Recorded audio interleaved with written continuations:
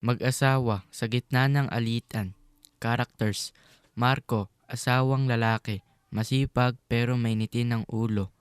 Lisa, asawang babae, mapagmahal pero madaling masaktan.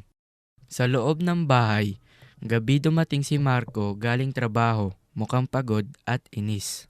Hay naku Marco, bakit late ka na naman? Hindi mo man lang ako tinext, nag-aalala ako sa'yo kanina pa. Lisa, trabaho to. Araw-araw mo na lang bang questionin ako? Wala na ba akong ginawang tama sa'yo? Hindi yun ang punto ko Marco. Ang gusto ko lang, maramdaman na iniisip mo rin ako kahit abala ka. Simpleng mensahe lang di mo pa magawa.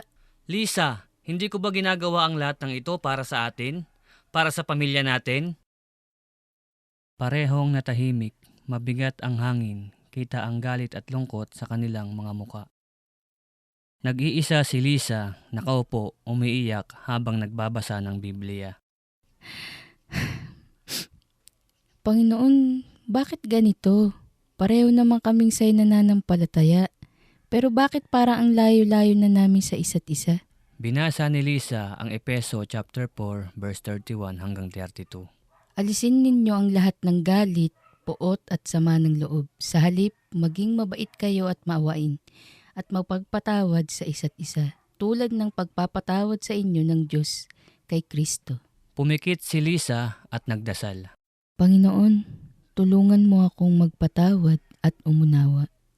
Si Marco nasa kwarto, nag-iisa, nakayuko, halatang naguguluhan. Hawak ang kanyang Biblia at binuksan ito.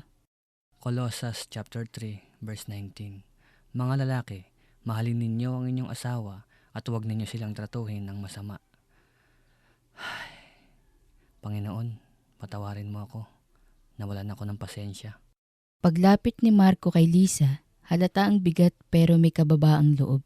Lisa, patawarin mo ako. Napalakas ang boses ko kanina.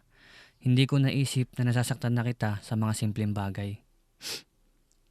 Okay lang yun. Patawarin mo rin ako Marco. Minsan sobra akong nagiging sensitibo. Hindi ko rin agad naiisip na pagod ka. Nagyakapan si Marco at Lisa.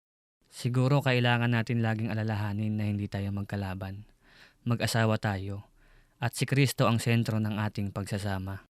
Oo naman. At kung siya ang uunahin natin, mas madali nating matututunang magpatawad at magmahal. Magkasabay silang lumuhod at nagdasal. Panginoon, ikaw ang maging sentro ng aming pagsasama. Turuan mo kaming magmahal, magpatawad at magtiwala sa iyo higit sa lahat. Amen. Ang mag-asawa, kahit parehong mananampalataya ay hindi ligtas sa tampuhan at alitan.